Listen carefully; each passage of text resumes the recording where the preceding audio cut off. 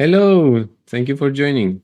Today we are going to check what are relationships in Vapor and how can we add more nodes between our models. There are three types of main relationship between models, and these are one-to-one relationship, one-to-many, many-to-many, and there is a concept called attached siblings in Vapor, which I want to show you. First one-to-one. With this relationship, it's a parent to child relationship. This is represented as a parent to child relationship. A model contains a reference to another model's identifier using the @parent property wrap. You have a parent class and you have a reference to a child model, a child class, and you'd use the ID of that parent with this property wrapper to link those two together. And this will ensure that your parent class is associated with one child and you set this relationship with that property wrapper. One-to-many. The one-to-many relationship is established when a single model, the parent, relates to multiple instances of another model, the children.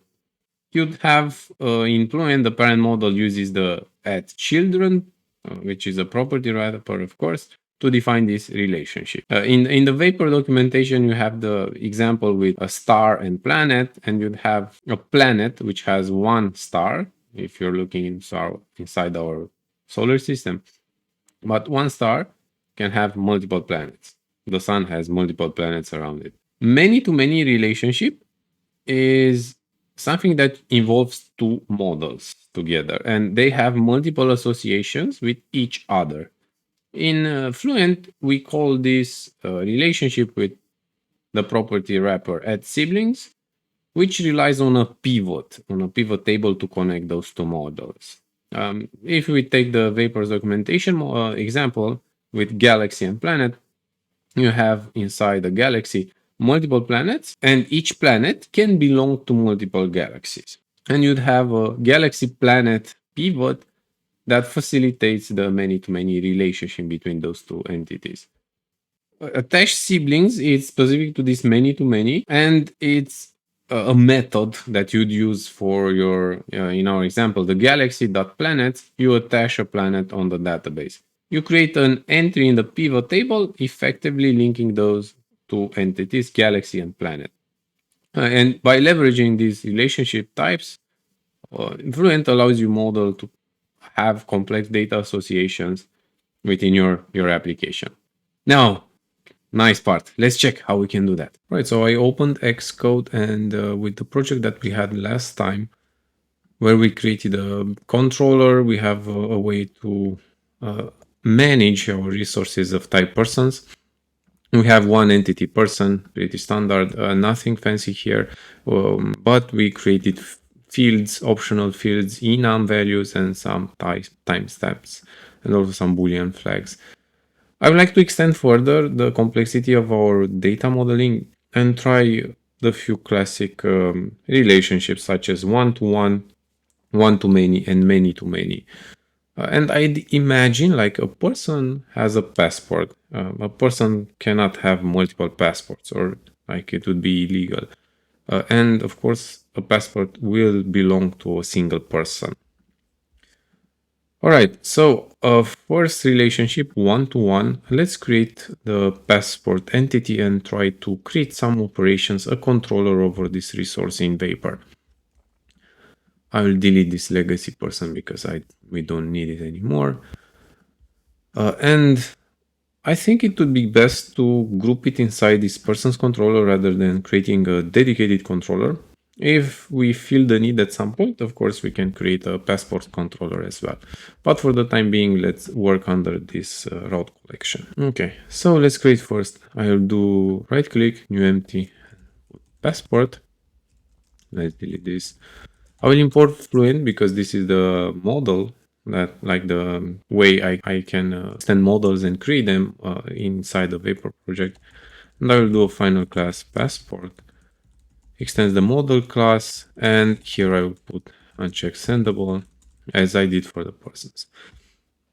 Now I need to implement a few things like the ID, value, and the schema. The schema will be passports. Yes, and let's use the ID as we did for persons ID, and here I'll put an UUID for my passport. I'll make it optional because I won't have first when I create the passport, it will be null. All right, and let's import foundation because UUID is part of the foundation object. What else? Well, I need a number for my passport. Let's do a passport number here. This is a mandatory field, and let's do passport. I will have a string field called passport number. All right, let's create an initializer, and there you go. And of course, we need an empty one with the Fluent models. This is required. And that's it. This is the basic class for my passport. All right, so if we want to attach this passport to a person, we need a parent. And there were like it can be an optional parent, but this time I'm requiring, I will enforce this constraint, like each person should have a passport. The passport cannot leave without a parent, a person, essentially. All right, so let's create parent as this. Let's update this to person ID. And here we can say person. I don't want it as optional. All right, and if I do Control M, I will see like the parameters, put it on a separate line. And here I can pass the person ID, which is the person.id value, which is actually the person's ID, which is of type UID. And I need to do self.person, take this property and set the ID. All right, I have my first entity. Now let's try to put this in use into my person's controller. If you remember, we had the content type, which is similar with codable. And this lets us work with the Fluent models and the content that is passed to an HTTP request and the content that I pass out of my server, like the response.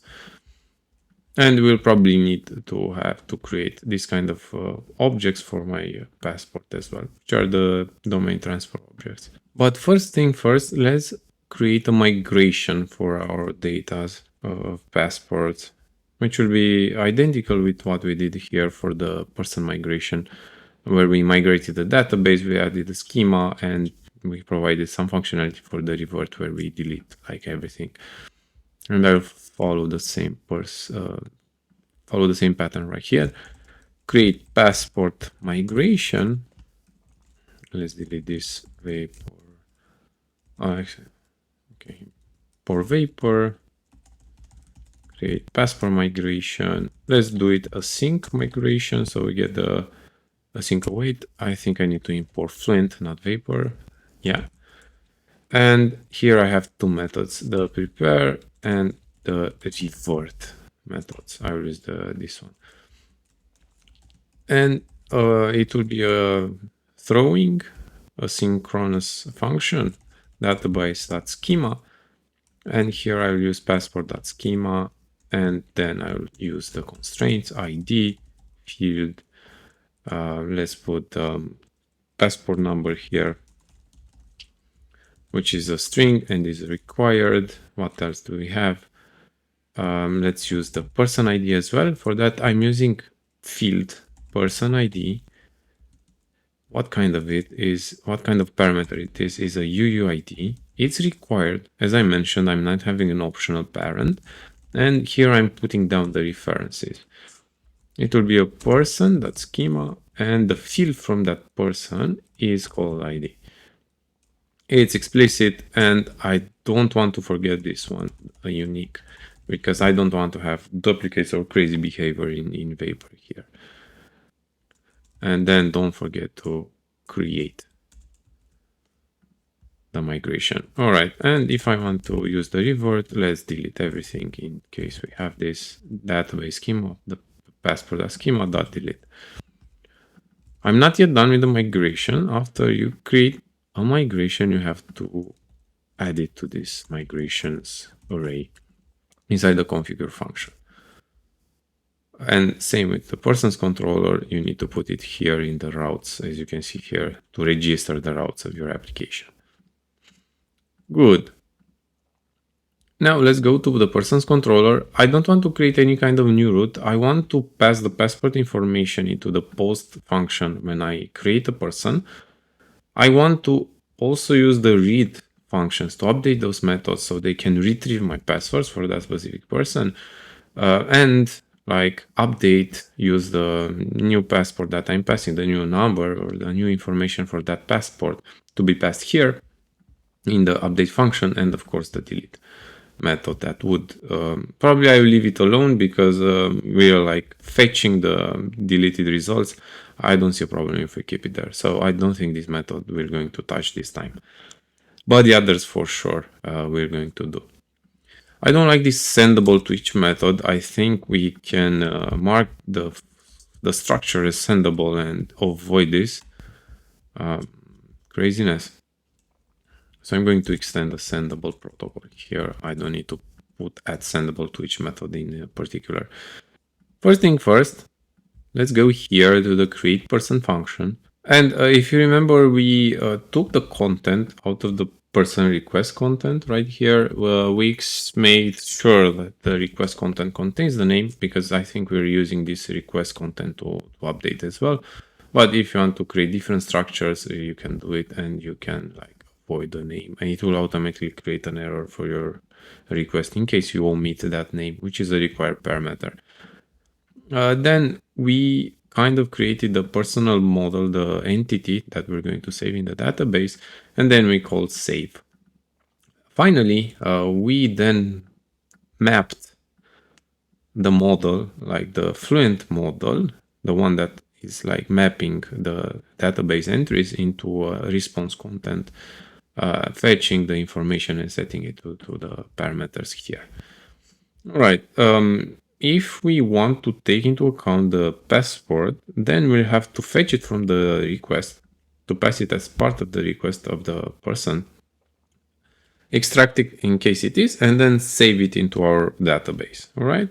So in order for this to work, we should create here in the person request content, we should create here a new entry and let passport request content, right? Which can be optional. I don't want to break my old API, and I think it would be best to have it as optional for the time being. This one can be a struct as well that extends content, and I should have at least a number for it.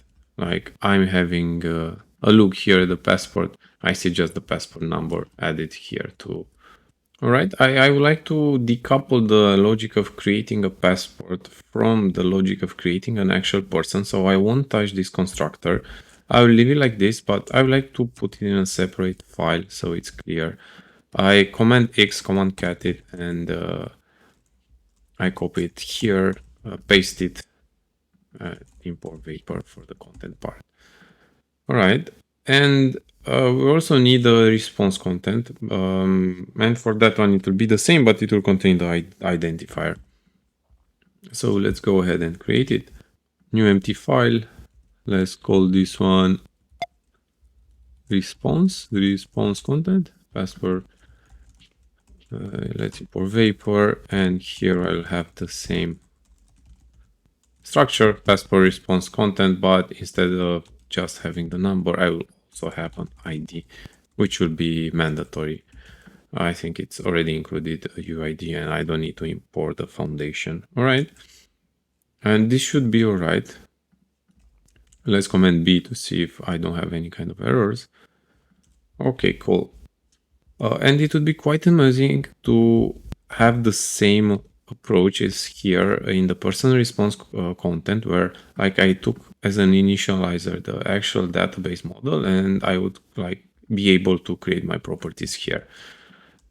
And I will create this via an extension.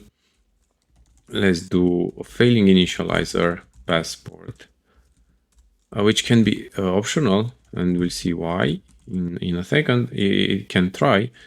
And then in case this passport will be nil, then I will return nil as well. If it is, then I will put the ID and the number, passport.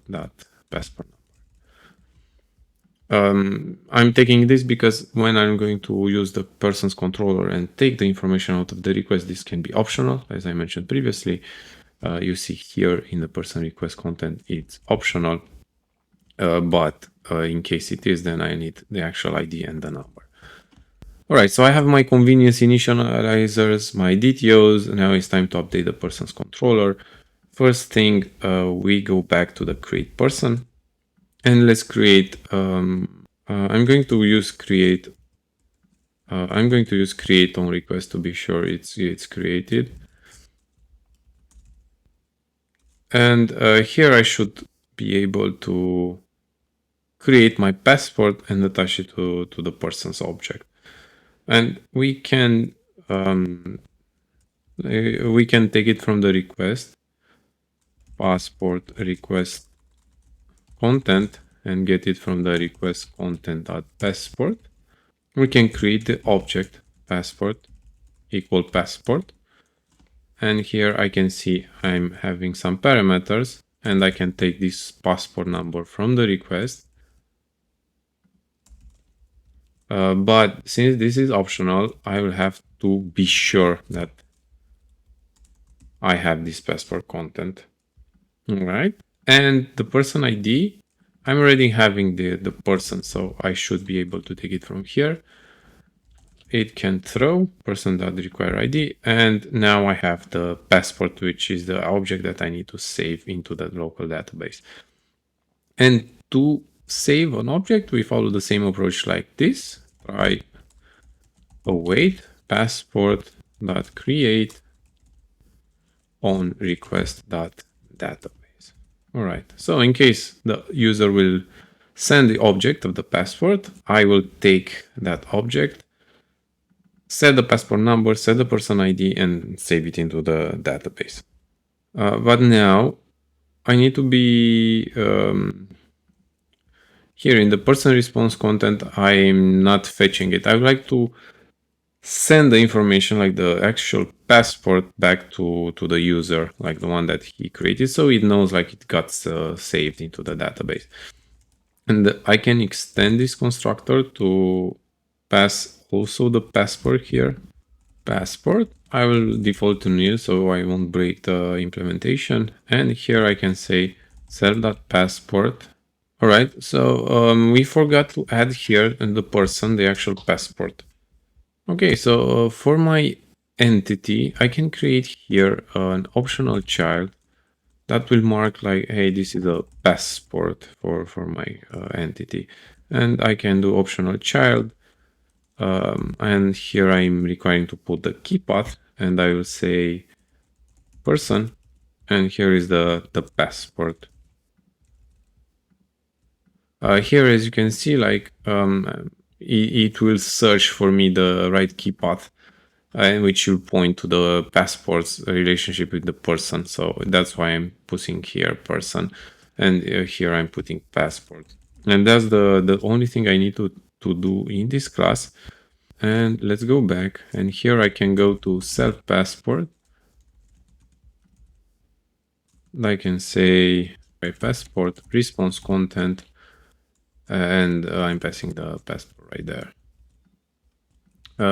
Yeah, let's also send back the response, the passport response content right here, which is the DTO. All right, so minor update to the DTO. I wanted including into the person response content.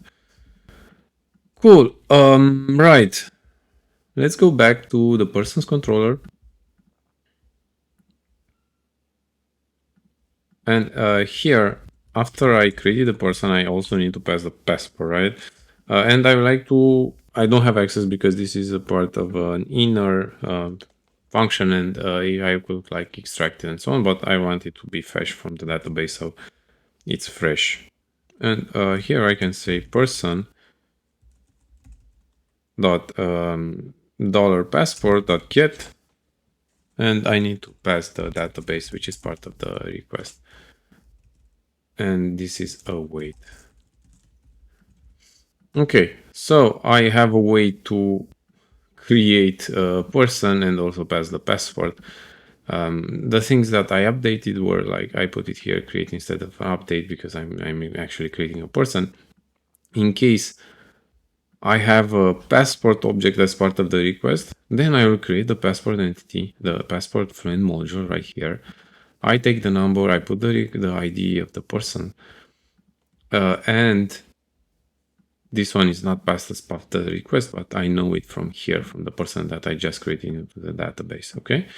And after I'm done, I create the passport on the database. He is already linked with the right person's ID.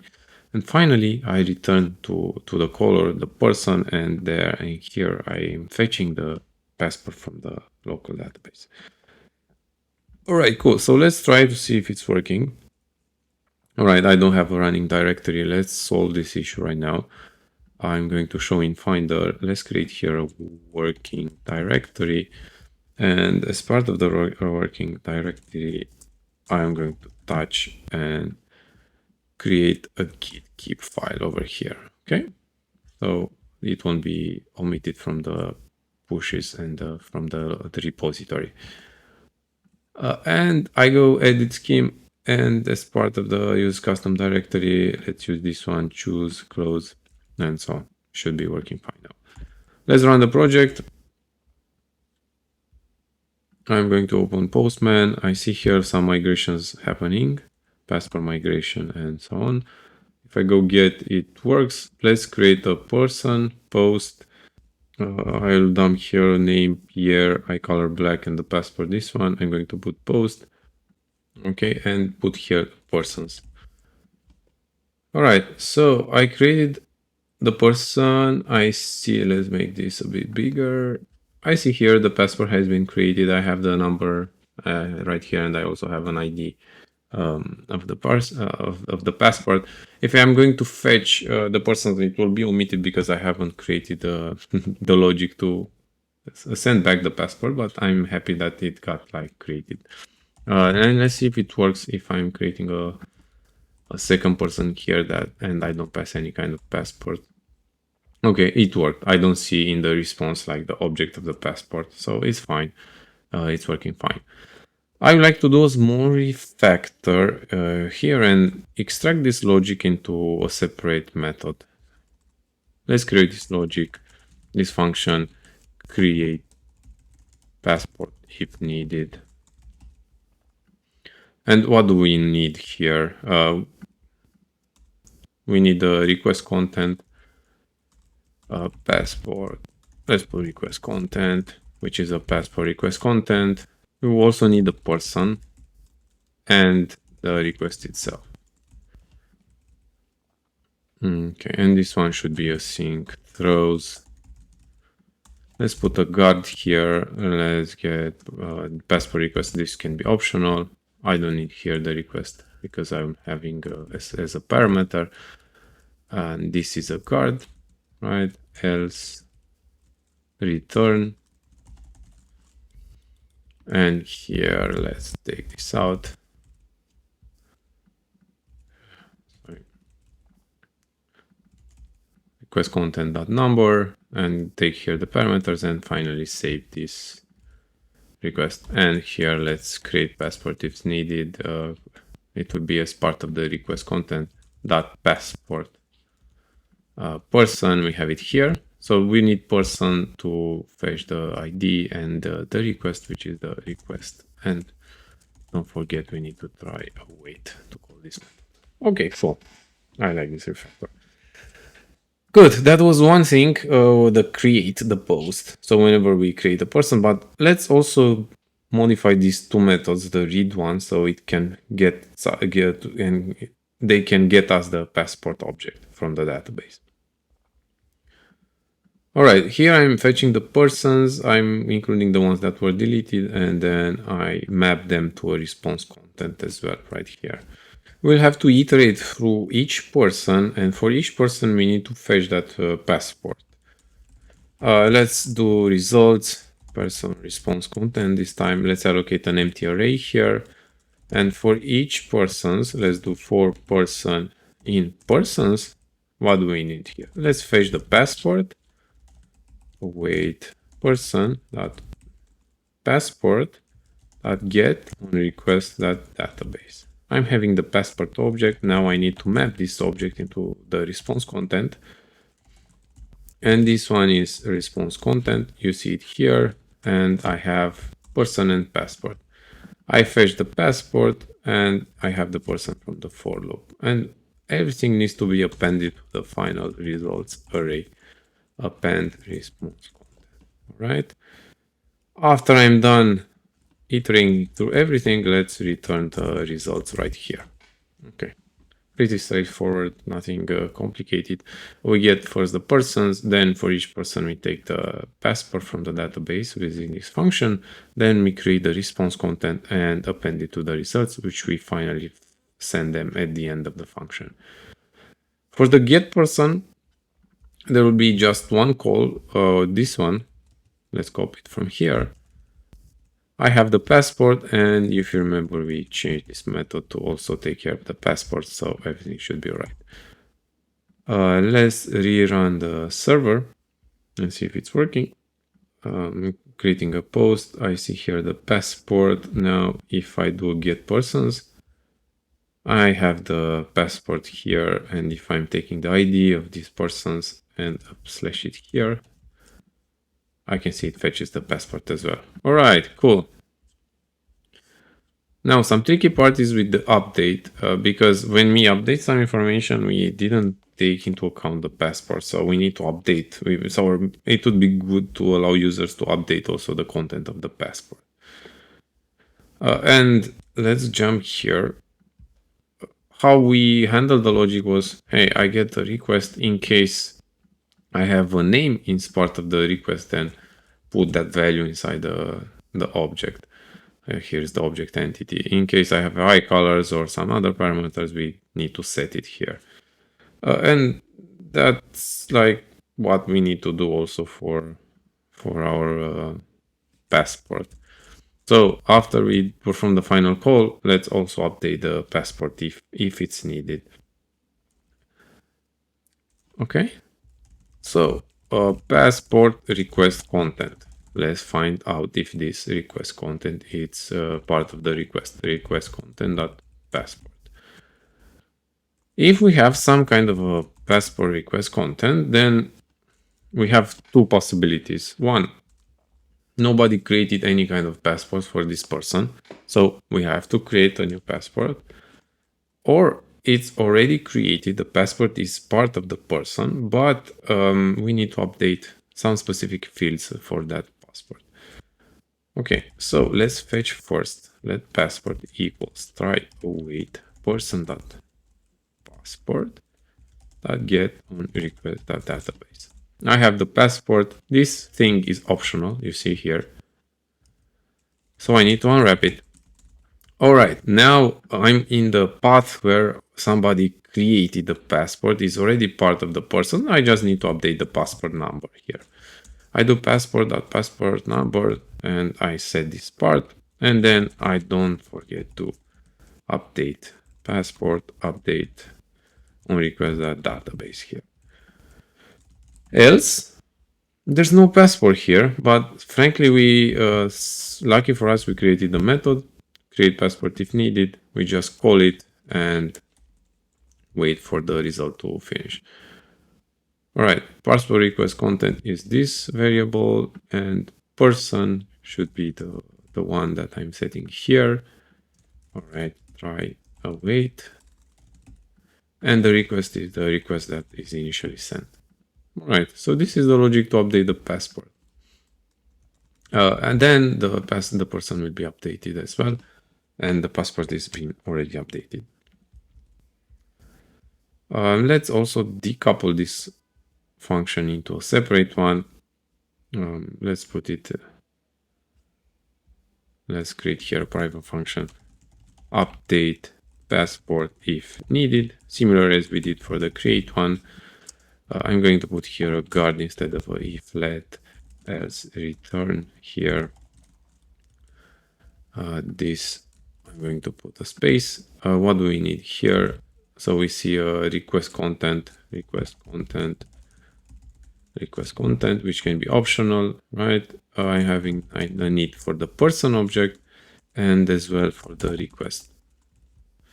These ones are mandatory, right? Let's just use the request content.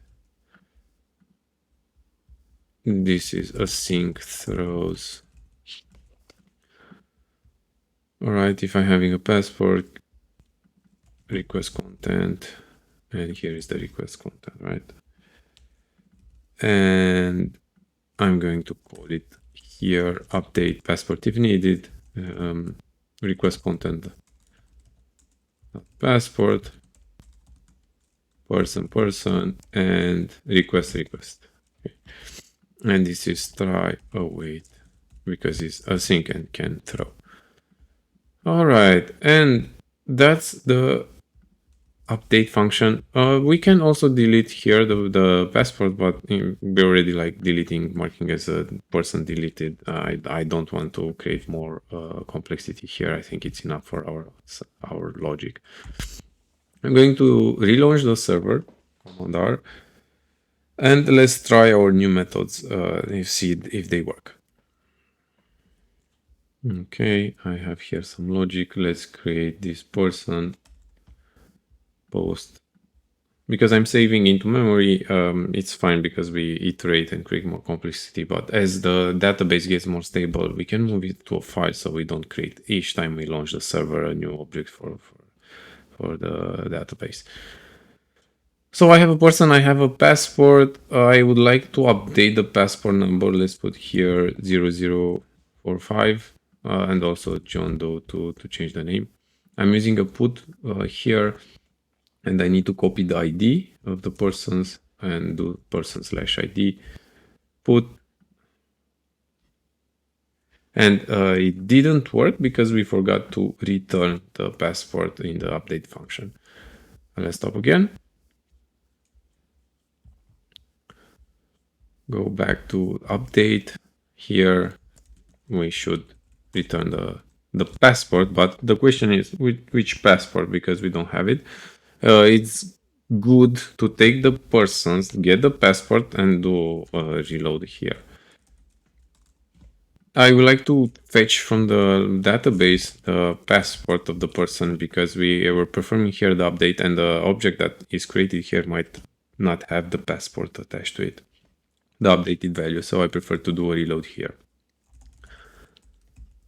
So person passport get on request database db, and here we have a parameter reload. Do reload so we are sure we get the result from the database. All right, let's launch again. Leave like this. Send the post. All right, I'm having the option. Let's do a put here. Let's change to John Doe. Let's put just 45 here, and I need the ID, which I can take it from here, person/ID.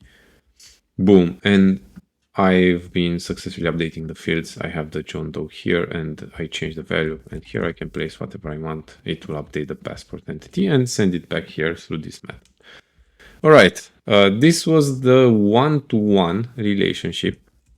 Let's do a commit.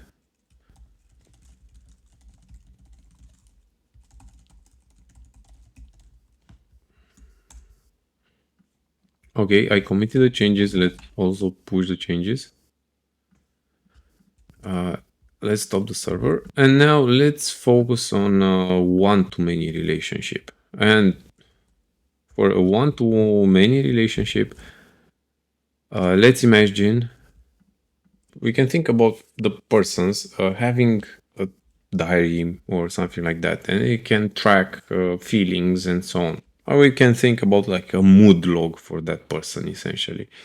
And one person can have multiple mood logs despite like one passport as we had before. We cannot have like one mood. You can have different feelings throughout the day. And imagine like we can extend the server to like applications that can sentiment analyze the moods and so on. And let's create one additional entity that can showcase the one-to-many relationship, and we will call that entity mood log. Right, new mood log. I will start with the entity. Let's import Fluent and do a final class mood log. And this one should extend the model and also unchecked, checked sendable. So can compile and don't have any kind of warnings. All right, you know the drill. It's the same as we did for the passport. We need to create a schema and provide that ID with the empty initializer. So let's do that. Statically schema and let's do mood logs. Yeah, indeed. And let's do ID var, and this one is key ID foundation. And what can we have? Let's have a field called mood. Yeah, that's a good suggestion. And also like have an optional field called note. So we can add more comments to that. So let's do optional field note. Yeah, it's optional. And I would like to know when that particular mood has been logged out. And we can say it field key logged at, and here I can have logged at date field. All right. Let's create the empty initializer and all right, and init empty initializer right here. So mood is fine. This one I want to create by default. I don't want the users to inject the create date object. Okay, and this time let's not forget to add the mood logs, which will be an array here. It's a one-to-many relationship between the person and the mood logs. And let's do that. We call this property wrapper called children, and for it's called, it goes here and looks inside the mood log. And right now it's not created, the person, but we're going to create right now. And I don't think we need to touch anything else. Let's put this in EI color into a separate file, so it's much easier to spot. I will import foundation, so small factor there. All right, it complains because the mood log doesn't have person created right here, and we can create a field called person, and we can say parent key person ID. It's exactly the same as we did for the passport, and because it's not optional, we have the person right here. Okay. And let's not forget to also add it as part of the constructor. And here will be the person ID value. And we do this person dot ID equals person ID. So we can set the correct parameter here. All right, so I have my first mood log entity. You know the drill. I've also put it as part of the person's entity. And now we need to create a migration for the mood log. New empty file, create mood log migration. I'm going to copy paste what we did here. Create mood log migration. This is mood log schema.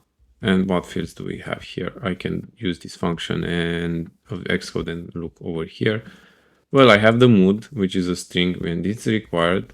And I have also a note here, which is a note, but this one is not required. It's optional. What else? All right, so we have the mood, the note, and what else? We have the log that field. Let's put this one, field logged at, which is a date time.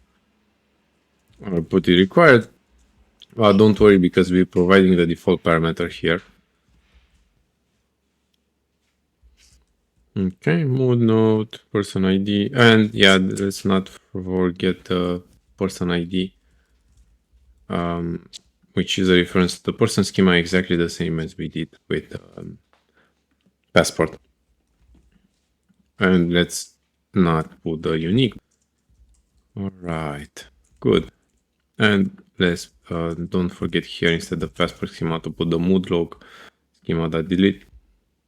And I think we're done with the migration. Finally, after we create a migration, we need to pass it here in the configure function like this. All right, finally, we need to create the DTOs, and we have two of them, the request content and the response content. Mood log request content. I want it as a content. I think this one is part of the paper. And we have two strings, the mood and the node, which is optional string, and the mood log response content for paper, and let's use the same structure. But here I will have an ID.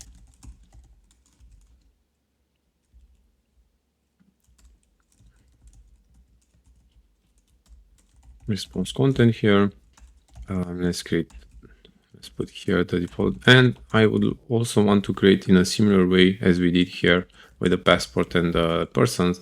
Let's create an initializer that takes in the entity, the database model, and we use that to set the log. So init from mood log is can throw, because we're fetching the ID.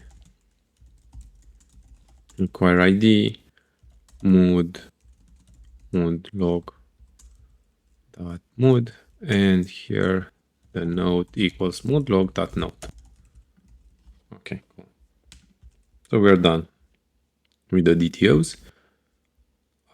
And let's think about this. So we have one person, which I wouldn't want to create the mood logs as part of the initial creation of a person, because it doesn't make much sense. I would like to have this later to add moods separately.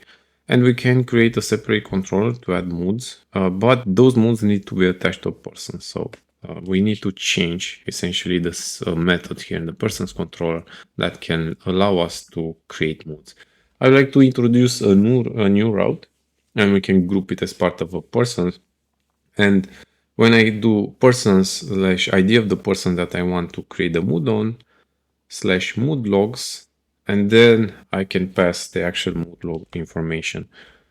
And the same thing applies with get. I want to pass the ID of the person and read the mood logs out of that person. Similar as we did here, like person ID, but now we have a further route, more path to the log. Okay, so I'm going to create here mood logs, which will be a grouped route of 4 persons. So it will be /persons /mood logs. And here I want the ID of the persons and append also mood logs. Let's do like mood logs like this. Grouped, sorry. Right. As part of this group, I want to do the post one. Request in. And here to do. Actually, let's create try await, create mood log for person, and here I will pass the request. Fine. And to get, right, I need to read. So I'll do mood logs dot get request in,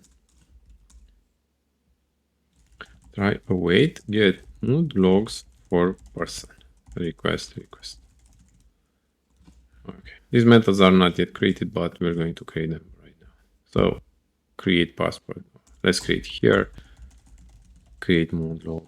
Here I'm passing the request, sync throws.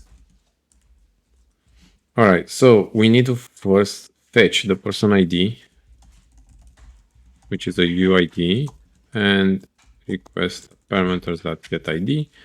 Let's check if the person is part of the database. Request.db, else let's throw abort not found. Same error that we have. Sorry. One S. Request content. Decode. Let's decode this content, and we already created the request content.self object. And as part of this, let's create also the entity, the thing that we want to update the database. This requires a person ID, right? Person that require ID, requires a mood, request content mood, and here I have the node request content on node, which is an optional parameter. Fine. And if you remember the function, after you create this one, you need to pass the database, the entity, like the model that create on request.db, and it will create the action in the Fluent database. And finally, after we create, let's also fetch and not fetch it, but actually wrap it into a response content now that we have the ID parameter as well. And we created a convenience initializer taking the mood log. Of course, we need to return log response content. Okay. And there you go. You have the first function created. Now let's move to the second one, get mood logs. Request here, and here we pass the response content, right? We repeat the same thing, the ID. We get the ID because we have person/ID, and then we do mood logs. We see if the person is part of the database, and if not, we throw an error. And then now we're sure we're having the person. Now we need to fetch the mood logs out of that person. So we do try await person.mood logs get is the name of the method, request.db. And here we would have an array of the model, like the person, the mood log. But I need to change it to a mood log response content array. So we can use a map function here, and we can transform the mood log into the actual response that we're interested in. And we created also here a convenience initializer that takes that mood log entity and transforms it into a response content. And that's it. Now let's run and see Postman if it's working. Let's create one person. Yeah, let's do post. And I'm going to delete this one person. So I'm going to create a person, John Doe. Right, it's been created, and here I can have the ID of the person. And we need the ID, but we also need mood logs. If I'm scrolling here, you see it's like mood logs, the name of the route. And let's do a post here, and we marked what parameters, the mood and the node. I'm not taking care of the log that function. So let's put mood. Let's make this a happy mood, and a node. Node is this is how I'm currently feeling.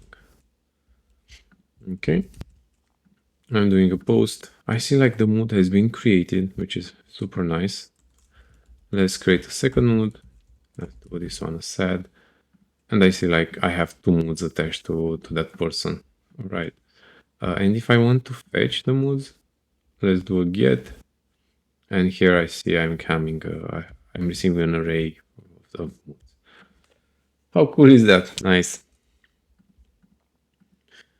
Right, so now we're able to attach the mood logs for this person's controller, but maybe there are occasions where I need to fetch all moods, or maybe like I want to do some parts of the mixture, things to the mood logs collection. And I think it's good to also create a controller here not as like capable as the person's controller. We'll keep it a bit simple, this one, but again, some methods will be quite repetitive. Let's import Vapor and Fluent. Let's create here a mood logs controller, which extends the route collection.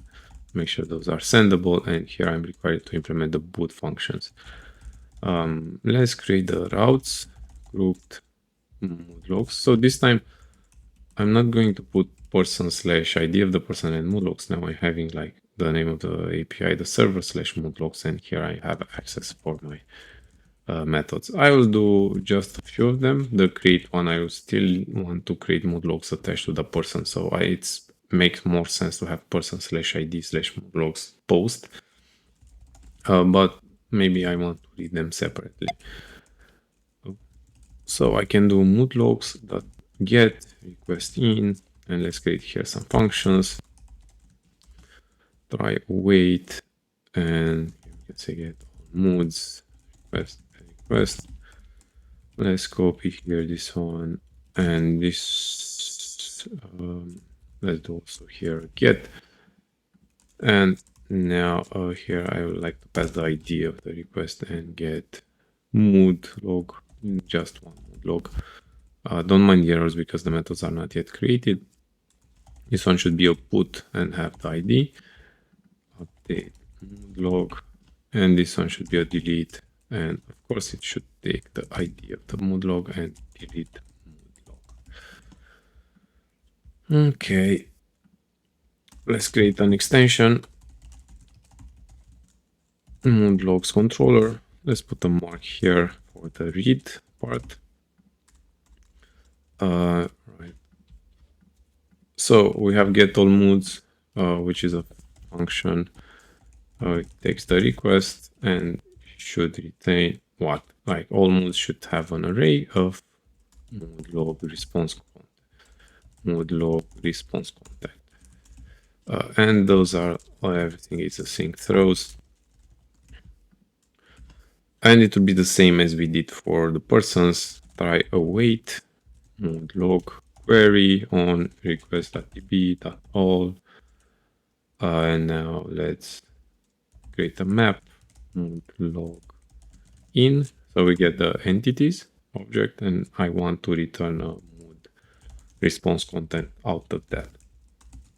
It should be tried. All right, so I have the Fox function implemented.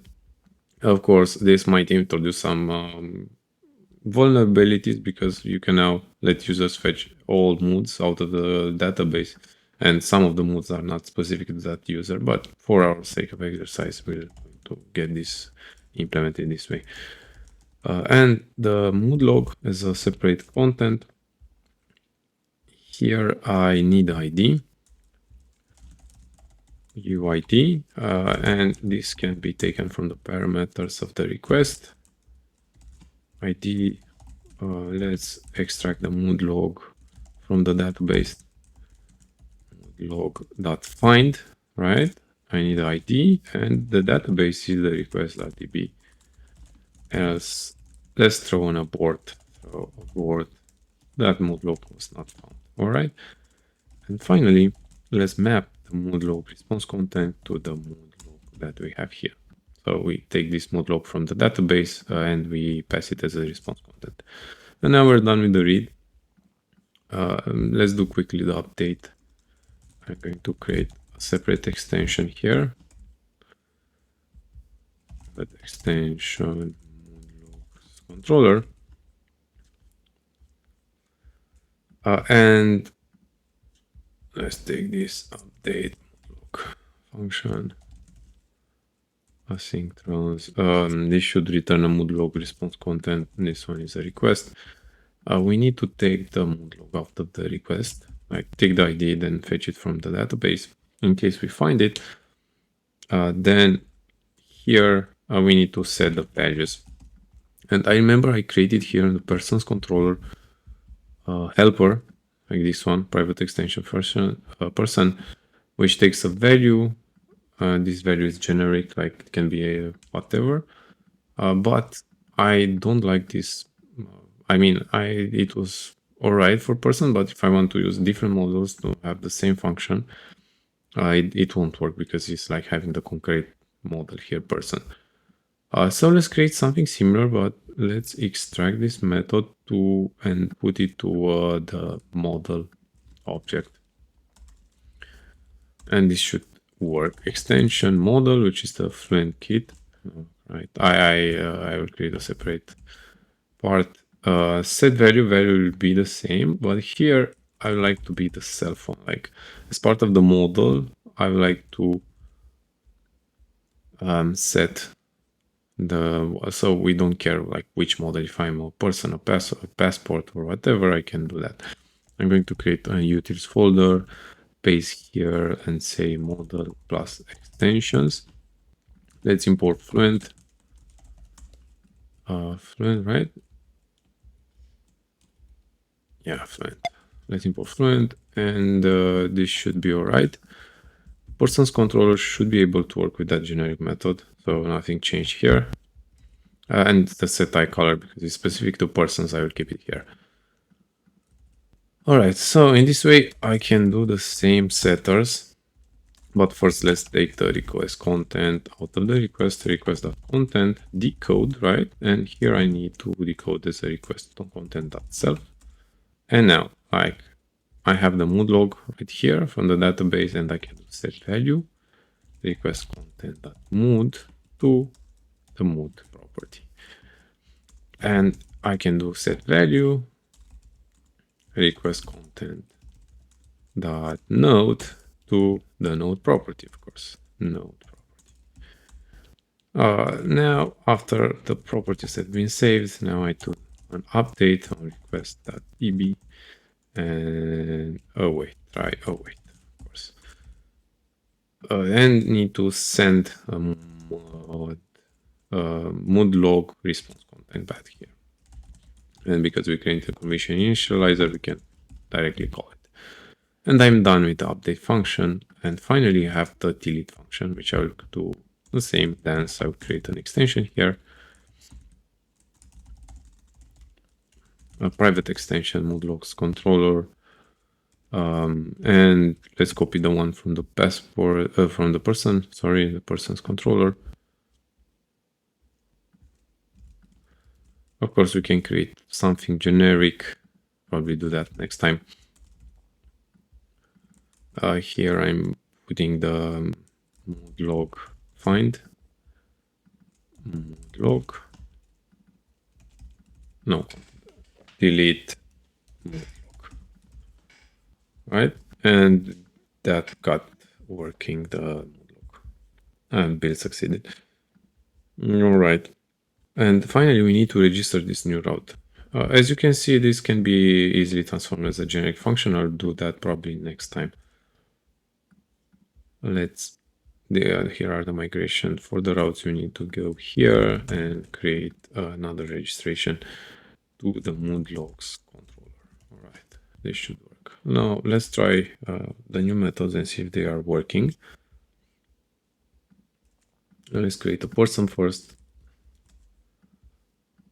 And here this JSON. All right, so I have a person created here with this specific ID. I'm going to create a mood log.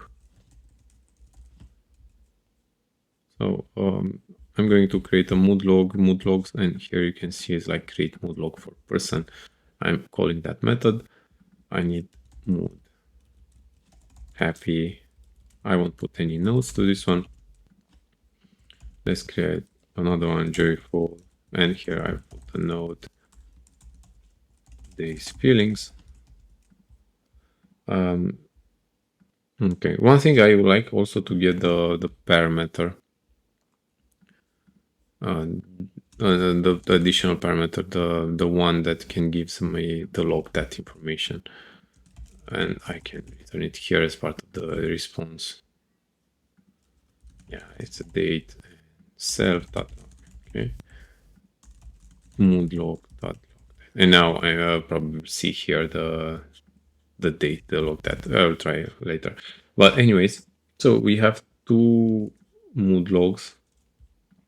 If I'm doing here a get I should have, yeah, the two mood logs. But now if I'm doing the mood logs, I should fetch everything. All right. And if I want to get a specific mood log, I can take the ID of the mood log.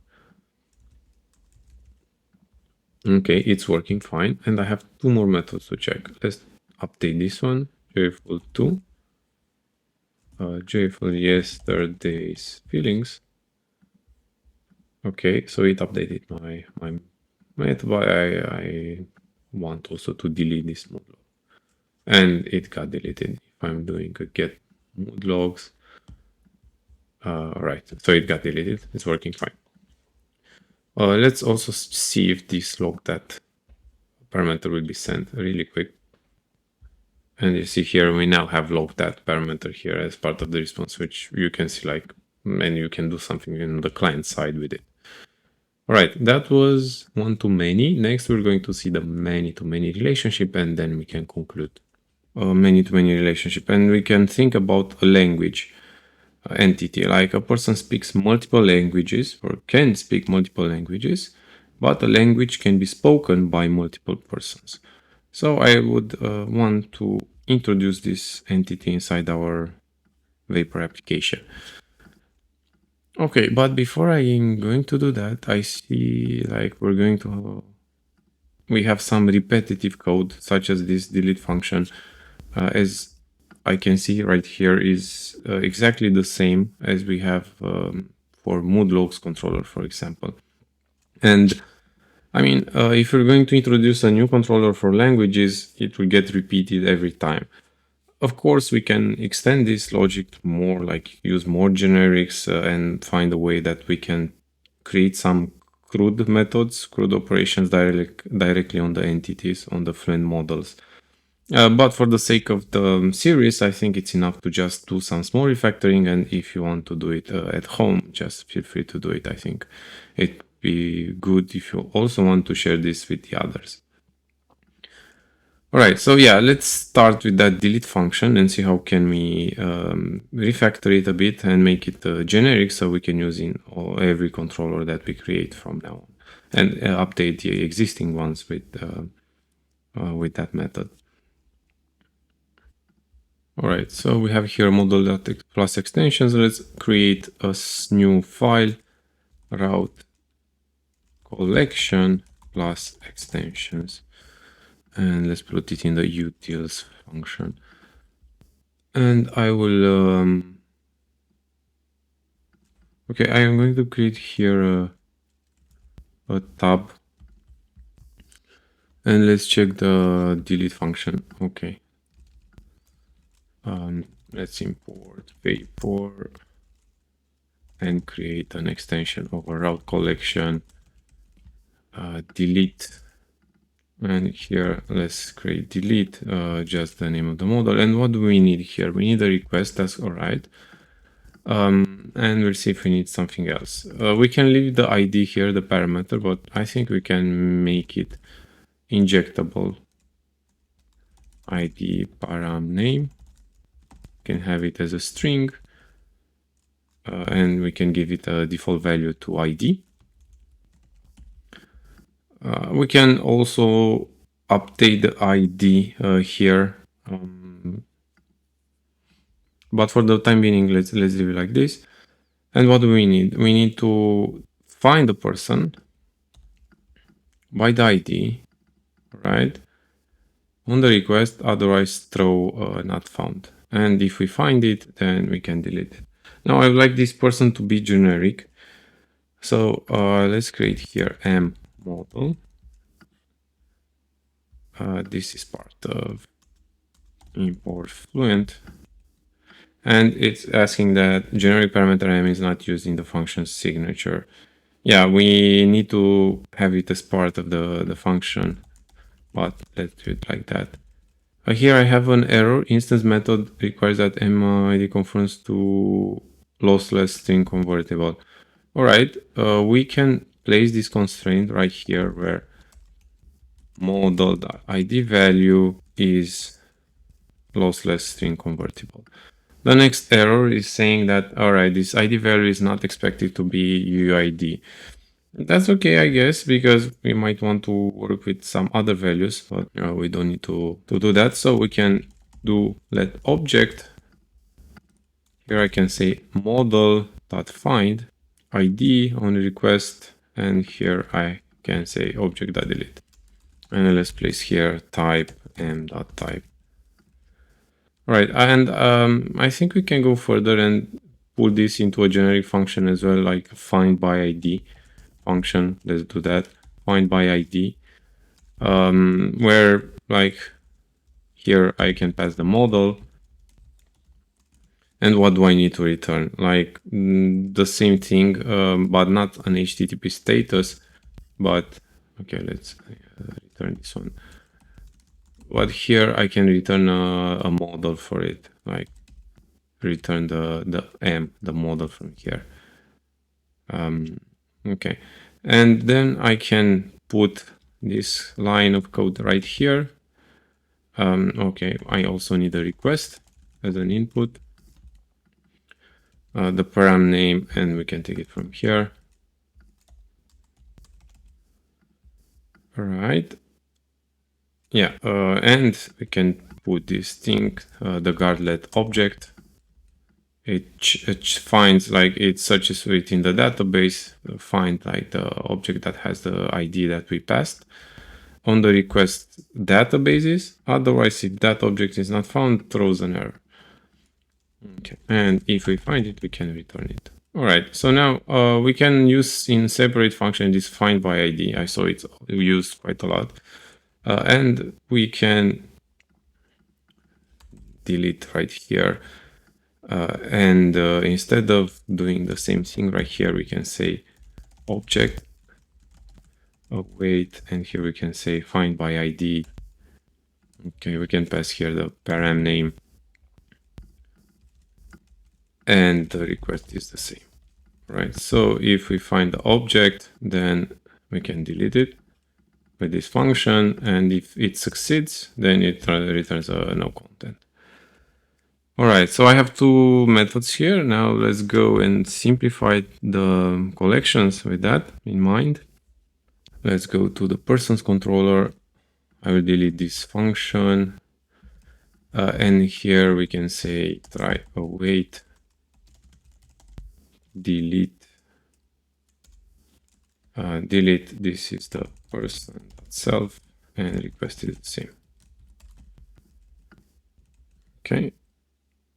And it will delete here. Okay, cool. It will go here and delete the object. So nothing changed. Let's also remove it from here. We don't need it anymore. Delete.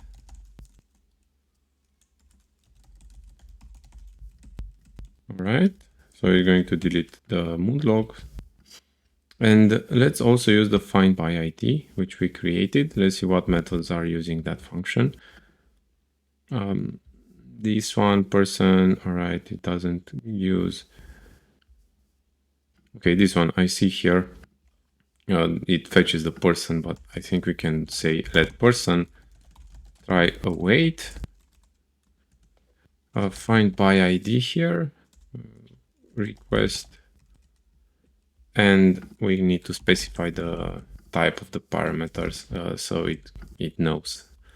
And we can delete this, make like this, more lines. All right, so we have a one-liner here. We can also take it, update this function as well.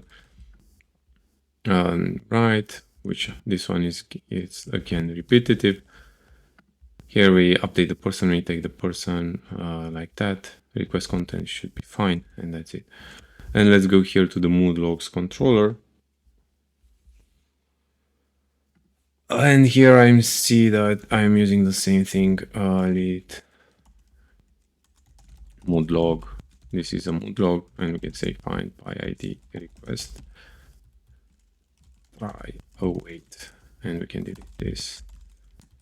And this it converts the mood log, which is the Fluent model, into the DTO. Also the update part, we can update find by ID, and we're done with this. much cleaner. We reduce a few lines of code, and that delete function is not yet. I mean, we are not doing it again and again. And we created this extension to use the model type generics. Okay, cool. I'm going to commit this. Let me open up the terminal and add everything. All right, git commit refactor collections, removing repetitive code. Okay, cool. Next part, many to many. So after this small refactor, it will be a bit easier when we create a new entity. And let's do that for the language model. You know the code, like we're going to create a new entity. We need to create a migration, but here we need to also create a pivot table, which is like it aggregates the IDs from the person entity with the ID for the language. And it will be a person language pivot table. And we, of course, can add additional fields. We usually add those fields as optional, and we're going to do it right now. So first thing, let's create a language.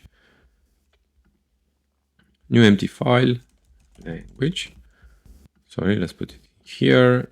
And as you can see, like I need to import Fluent. Here I'm going to create a final class. It's model, uncheck sendable to get away with the warning. And you know the drill, like you create a schema, languages, schema is languages, an ID and UUID. I prefer to have it like that. And let's also import foundation because we need the unique identifier. And I would like to create a code for the language, like EN for English, FR for French, and so on. We can store it as a string. Fine.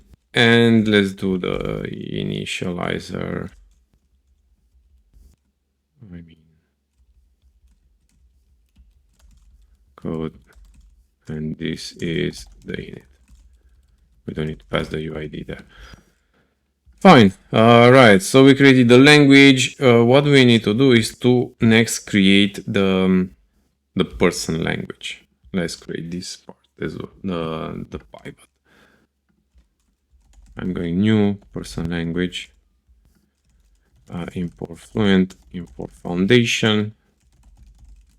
Final class person language. It will be a model. Unchecked sendable. Schema, it will be person plus language, right? And yeah, ID with a key ID. All right, so pretty standard. And here we have two other foreign keys and primary keys. Parent key will be the person ID. So we need to bring that information in. Person. And the other one, the language ID. And it will be tying the language folder. And I would like to create optional fields like we can think about the date learned. When was that person learning the language? What was the date for that? And if it's a primary language, let's put them as optional field, option boolean key is primary. And this one I can make an optional field. Key date. Key is date learned. Right. For the identifier, we have self.person.id equals, and here I like to put the person.id value in the constructor. All right, person ID. And the language ID right here. We do self.language property wrapper.id is language ID. Sorry, this is parent, and here I have the language ID and should be referencing the wrap value, this one, as well as the person. Okay, so we have two parents here essentially. Okay, this one and this one. Now, after we create this pivot table, and we need to create the relationship, and there are two ways, two relations that we need to create. One is when we have here the language, we need to reference the parents or the persons that learn the language. So for that, we need to use the add siblings relationship from this table, from the language to the persons table. And here we need to reference the languages of this person. And for that, we need to create a siblings relationship from this table, from person to languages. All right. And we have a dedicated siblings property wrapper, but let's create here persons, person. And this has three variables: true, which is through the pivot. And here we say person language dot self. From where do we want this? Hey, we want this coming out of the language property, like in here, from reference the language to the person. All right. I'm sure if you're seeing something else. And the other way around over here, if I'm going to person, and here I'm creating languages array, and I put siblings right there, I need to reference person from this table to the language. All right. Good. And now we have like added the pivot. We created the relationship in terms of entities. Next is to create the actual migrations, and we have two migrations to create language migration. This one is the same as we did here for other migrations. I import Fluent. Let's create a structure, create language, which will extend a sync migration. And we are required to implement two methods, prepare, and the other one is the revert. Let's put it down here. All right, so for this one, we need try away database schema, language.schema, ID. What fields? We have the code field, which is a string and is required. It's also unique. We cannot have multiple codes with the same name, and that's it. And we, with the revert function, let's do database schema, language.schema, delete everything. And the next migration is for the pivot table. Create person language migration. I'm going to copy paste here and create person migration. And here to be the schema of that table, person language schema. And the fields here are different. I don't have the code, and I have those parent IDs. One is like the person ID, which is a UUID, is required, and it references what? It references the person table, ID field, and I like when delete happens to do the cascade options. And the other one was, okay, let's put here create. All right, and right, and the other one is language ID, which is the same UID is required, but it references the language schema, and it has the cascade option as well. can select different things, but I will leave the cascade. And it has two other fields. It has the date learned, which is a date time object, and the other one is primary, which is a bool. Is not required. And let's put the unique over those two fields, person ID and language ID. Okay. About this, I think we're done with the migration. Now we need to register those migrations, and we do that in the configure function. Create language migration and create person language migration. I'm going to build the application to see I don't have any compilation errors.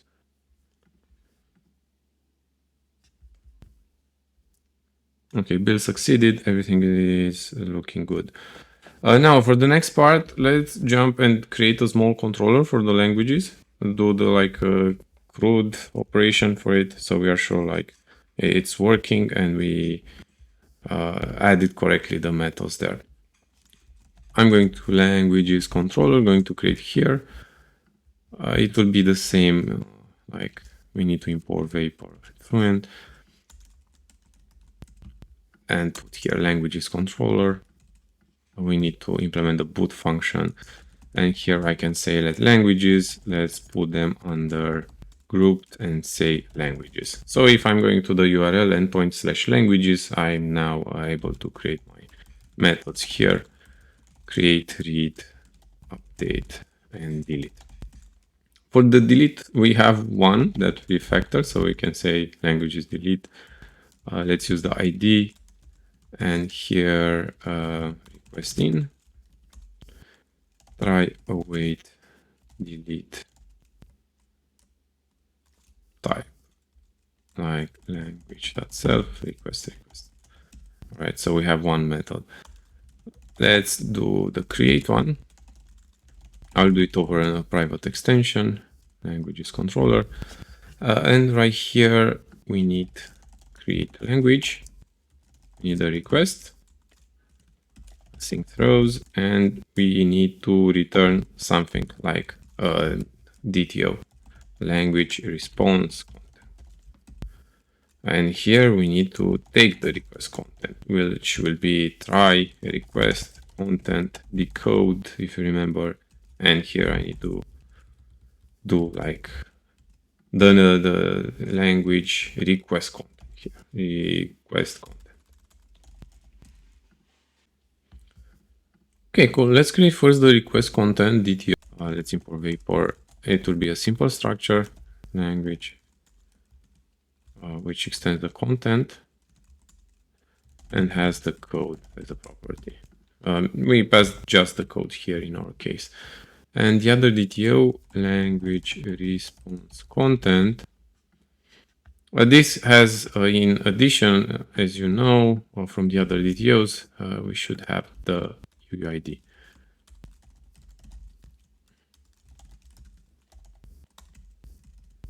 Of the response content. Okay, cool. I can also create the initialize, but it's irrelevant. And it would be good to create, as we did for the others, an extension, a helper that takes in the model from Fluent and creates the response content for us. And we can do this through an extension. Let's do, I'm going to delete here everything. This will take a language. And let's see what we can take from the language. First, it needs to take the ID and the code. And that's it. We're done with the DTOs. Pretty straightforward. Now let's go back to the languages controller and see here what we need to implement next. Okay, we took from the request content the code, and now we need to create a model. So I'll do let language takes in the code, request content.code. And then if you remember the function language.create on request database. Finally, we need to return. And we do that with the response content with the language. Pretty straightforward. We can create some generic function as well for here, but it will extend the exercise for today. Maybe in the future we can take one step further, the Vapor collection creation with these controllers, and create some kind of a generic controller which can be easily interrogated from an upper level or directly from the configure or some other functions. Let's move on to read, and here we have two functions. One that reads all languages and the other one which gets the language by ID. Get languages, we need a request, async throws, and here I need to pass an array of language response pointer. Okay. The function is try, let's return directly. Let's do one thing. Language.query on request.database .all, but I cannot right now. I'm having an array of Fluent models like this, like languages. I need to map those models into a language response model, and I can say language response content that init and use this init with the language. Response content like this. So the typo over there, and it works fine. We can like do like this so it's more visible. So one liner right here. But we also can fetch get language by the ID, and we can say get language async throws and return the single object language response content. So I will say let language, and I will reuse the find by ID generic function that we created for previously. Request over there. So I fetch the ID. And then I need to return it as a language response content like that. Good. And we're done with this. What about the update? Extension languages controller. Update language, request and return the response content, and we need first to take the language, find by ID. We need to check the request content, and it should be fairly easy. We just have one parameter there, the code content. Sorry, not this one, this one. Request content, and now we need to set value for the language. Language set value. Remember, we created a generic function here. If we have the value, so it's right now it's optional. If we have the value, then set it to the property. Code to, and the property is code. Sorry, request.code, request content.code. Okay, cool. Now we need to update it, and we call the database language.update on request.db, and then return it for the user. Content language. That's it. Finally, let's put it like this so it's visible. All right, so we fetched the existing language from the database. We took the request content, which is the code from the request. We set the value to the existing model, and then we call the function to update on the database and return finally the same object. All right, cool. Now we need to register those routes and provide the functions for them. And we can use the languages post request in.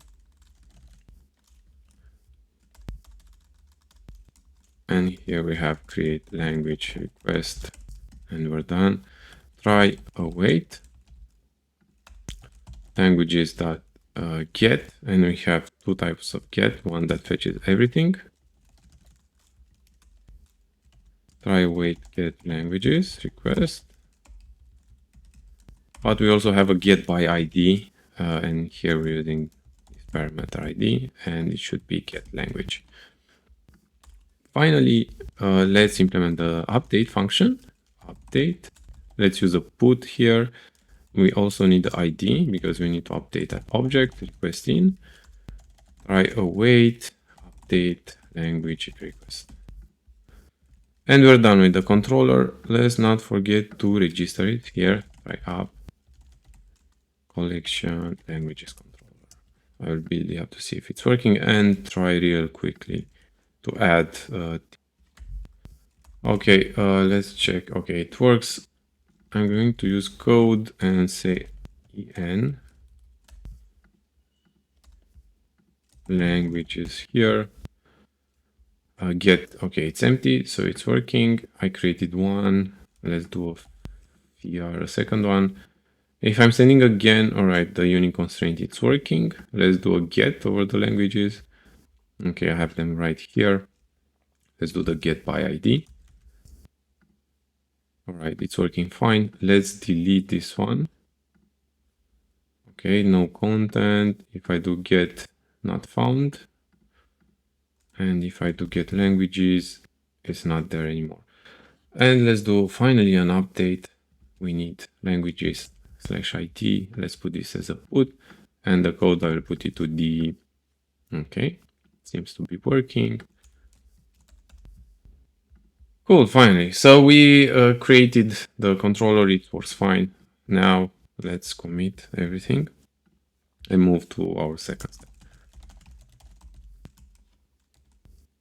Implement the language controller. All right. Right, now I want to check inside the person's controller and make a way for the languages to work with this controller and exemplify the actual many-to-many and showcase the many-to-many relationship.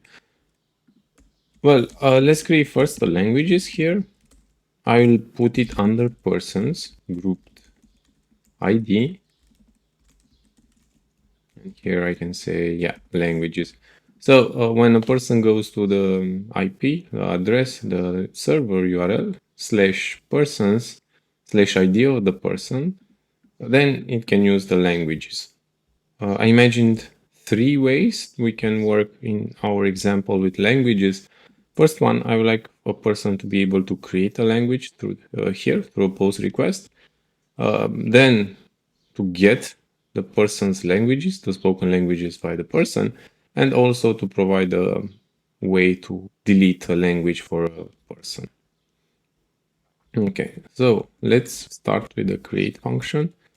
I will say languages dot post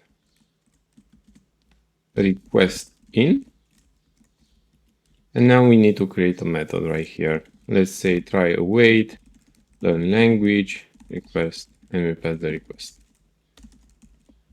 Okay, for the read part, let's create another function here, languages.get request in. So remember, we have person /id /languages, and when the URL is like this, I want to return get languages for person. Yeah, get get languages for person, and let's pass the request. Fine. And finally, let's create also a delete function here, languages dot delete. And yeah, let's put the language ID here, request in. And what we can say, try await, forget language. A person might forget a language. Okay. Learn language for the post, get for getting everything for a person, all languages, and forget language when we want to delete. I'll move to the create. Let's create first the first function, create request. And what do we need to return right here? Well, we can return the object, but I think we are good if we return the status like, okay, created. Let's like create it. And now we need to find like imagine the logic that we want to put here. Like we should first fetch the person by the given ID. We take it from the URL. In case that person is not found, then we should throw an error about abort not found. Then from the request content, we should pull the parameters that we're interested, such as if it's primary language or the code of the language and so on. If you remember, we spoke about the attached thing, like we need to attach that model to the person's entity. So for each language of a person, we have to attach that language. So person.language is attach the created language. But yeah, we need to create it in case if it's not created or updated, or I guess, yeah, we can imagine like update the person's language if it's not like already created, but all right. All right, so first thing, let's find the person. Try, wait, find by ID, request. This one is sync and also can throw. And request content. Now request content dot decode something dot self.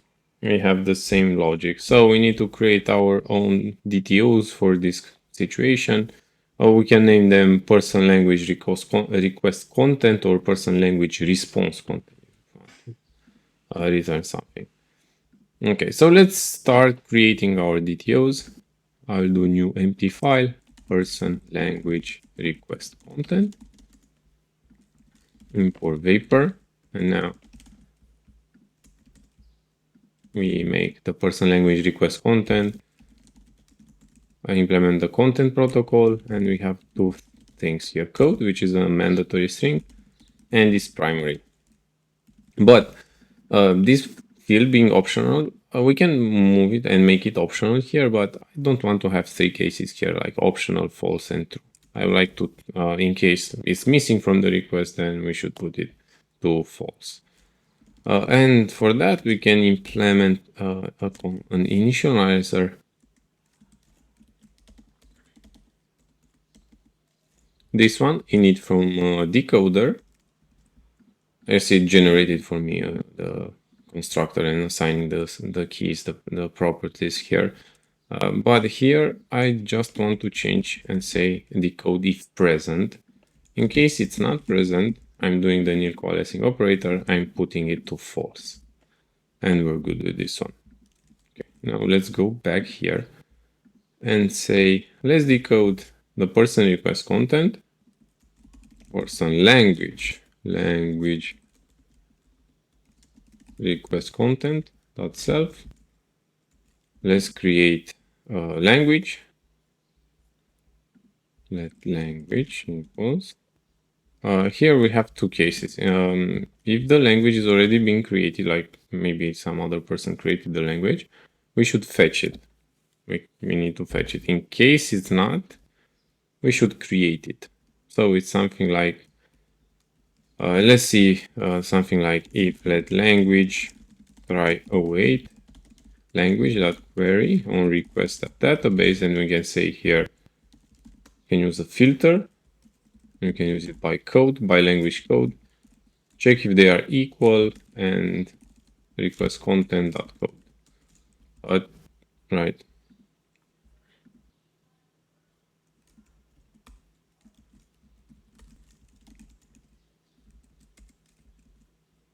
Okay. I add that first. Try await. Okay, and let's put it on new line so we know what we're doing. All right, so in let language, we say language query on request database. We filter by code, like when we have the code equal with the one that has been passed in the request, and we take the first. Okay. If language, then we're sure. If not the language, then we need to create it, okay? And there are multiple ways, but let's pull this into a separate function, and we use it something like let language equals create language if needed.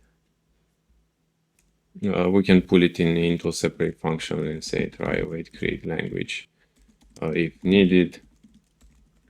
And now let's do that private func. Create language if needed.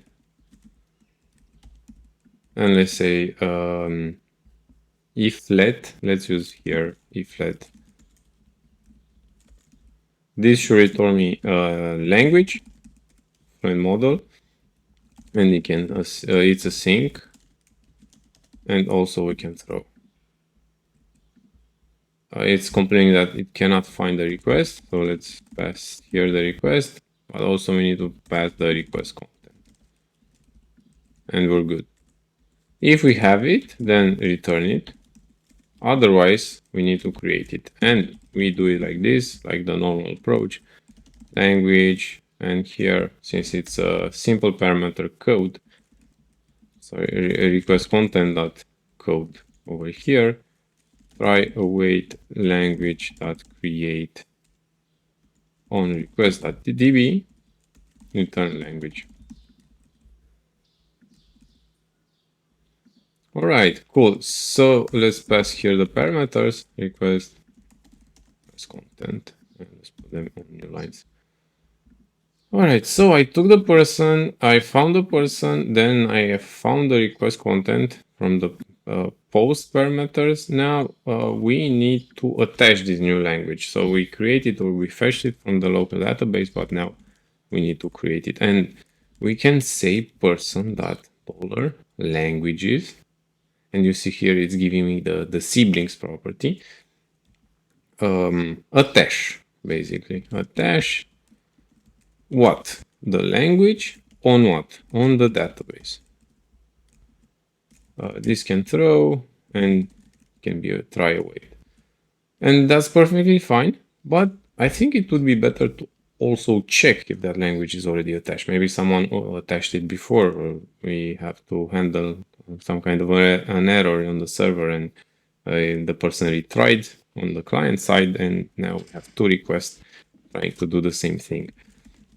So let's first verify saying person.languages is attached to language on request.database. In case we already have this language attached, we can throw an error. Abort conflict. Reason person already speaks this language. Okay, so we already know this language, we should throw an error. Otherwise, we can attach here, and that's perfectly fine. But I also want to track that date learned and is primary. Those two parameters, I want to pass them here, which are inside the pivot table. If I'm going here in the language model, I don't have those parameters. They are like attached to the siblings here as optional fields and an optional boolean. Date learned and is primary. And how can we do that is to have disclosure person language in, right? And here we can say person language dot date learned, and you can say date today. Person language is primary, and this one is part of the request content is primary. Okay. And it also provides that default parameter as an empty closure. In case you don't need to update any kind of parameters, you can do that. And yeah, you can see like here the implementation and what it does. It goes to the pivot, it assigns the key path, the properties, and so on. Just check the documentation if you want to learn more about that. And that was the create method. That was the create method. As I mentioned, we first check the person by ID, we take the request content, we create the language if it's not already in the database. We check if the language contains the given language. In case it contains that, we throw an error with conflict abortion code. All right, so it has a dedicated response status there. And if not, then we attach it. We pass the date learned as current day, current timestamp, and we set the is primary field from the one that was passed into the request. All right, we need two more methods to implement, and then we can check the server. Let's first create that get person language, get languages for person. And we can place it here in the mark part. request, and here we should return an array of person language response content this time, and this is async throws. We need to create this DTO. It's a structure that extends content, and now we need to import Vapor so we get access to that content. And what do we need? We need an identifier. We need the person ID. We need a language ID and language code, which is a string. We can say date learned, which is the date, optional date, and its primary is Boolean. I mean, we can make this non-optional as well. And here is the initializer. But let's also create, as we did for the other DTOs for the response, let's also create a convenience initializer taking the Fluent models and then constructs the response out of them, so it's easier for us. Init person language, we need this, and also the person, because we need to take the ID for that person. Let's take it from person and not from the person language. ID, person language that require ID. So this will throw person ID. We can take it from here, type person that require ID. Language, let's create a new language, person language dot language. And let's set the parameters. Language ID, it equals language require ID. Language code, it's language code. Date learned is person language date learned. Language date learned. And is primary person language is primary, otherwise put it as false. Cool. So we have the response content. Let's go back here. And yeah, we need to trace func. Let's put it on new lines as well.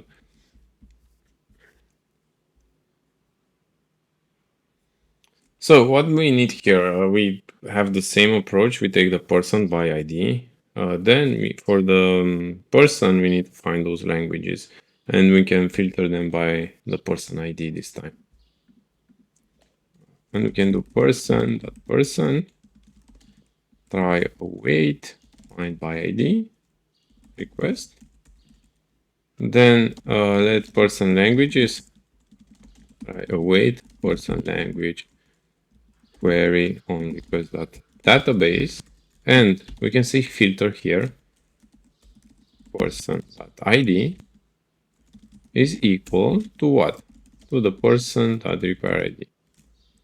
I will import also Fluent here.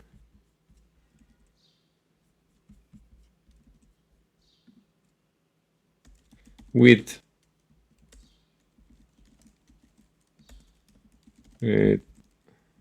language all like that, sorry. Here I need the field property, not the actual ID. Yeah, we need this syntax with $ID, so we get the property wrapper, field ID from toID value. Right. So person languages dot all. Much simpler. We could of course do the for loop, but I think this works much better. Like it looks way better than that. And let's return them. Return person languages dot map. So we need to map them to response content. Response content, and we can pass here the person language and the person that we had there. And we're done with this method with get languages. Finally, we need to implement the delete function. Let's create here a mark and for get language a request. And here what we can do is return directly status. Let's do an HTTP status. It will be a synced throws. And we can first check the person, find the person, find by ID request. Language, then we can find by ID as well.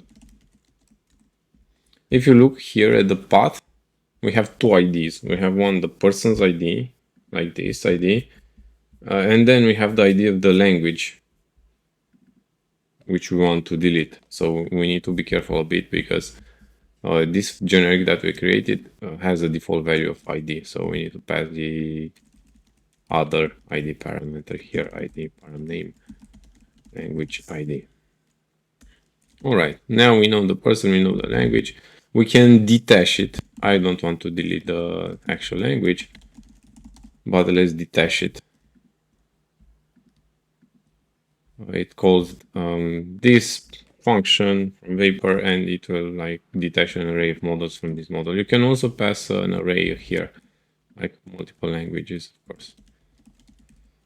Languages detached on request.db, return no content. Cool, we're done with this. Let's try it out, see if it's working. Okay, server started. I'm going to open Postman. All right, let's create a first person. Okay, I have created a first person. Now, what we need to check, let's check first the post. And we need to pass what here? We need to pass, if you remember, the code or if it's primary. And I do person, that ID of the person, which is this one. Okay, slash languages. And code, we can say English. And let's say is primary, put it to true. Right. 201 created. That's good. Let's do another one. False.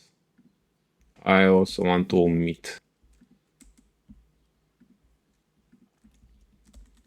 That is primary. All right, so we should have 3 languages. Now we need to fetch them. I'll do a get. And I see here the array of person languages objects. I also have the ID of the person included is primary and the language code. Date learned, which it has been marked by default. Good. Now I would like to try delete the final one. And let's delete the Deutsche one, the German language. And here I need to pass the language ID as well. I have persons, ID of the person slash languages, and the ID of the language that I want to delete. And I'm going to call delete method. 204, no content. Let's get the languages. And I see just 2 languages. Cool. Now let's try also that conflicts. If I'm doing a pause here and I'm doing an English. All right, I see a 409 conflict. Person already speaks this language. Errors true. All right, we have the many-to-many relationship here. All good. I think we learned quite a lot. It was a heavy video, but I think we had fun as well. So we can imagine this server application in a real world. We have our relationship created one-to-one, one-to-many, and many-to-many. We started with the passport relationship. We set it here as an optional child, and a passport would contain a mandatory parent, the person. Of course, we created a lot of migrations for everything. After we were good with the passport, then we went and created a one-to-many relationship with the mood log. And this mood log has a bunch of parameters, but the key part for us was this parent, which was similar with the passport model. It contained a reference to the person table, while the person table had a children relationship with the person, with the mood log, sorry. All right, and finally, the most difficult relationship to implement was the many-to-many. And here we imagined the language is being spoken by multiple persons, and the person can speak multiple languages. And for that to work, we created a pivot table, which contains its own ID, but it also contains some foreign keys, the person ID and the language ID, which hold references to the parents as parents to those tables. And two optional fields, the date learned and is primary. And for this to work, we had to create this add siblings through the pivot table from the current table, which is person in our case, to that language, like the language property, which brings essentially the language array here. And vice versa, we have through the pivot from the language model, from this table, the language, to the person table, and now I have an array of persons inside this language model. We created dedicated controllers here, language create, and so on. We can also extend this get language, but I'll leave you for a homework for you, and pass the persons array as well. We can do that. And here in the persons, we created a bunch of methods for posting new languages. And whenever we create a new language, we attach it to the model. And when we delete it, we detach it with the function detach. That's it. Thank you for watching and see you next time. Bye.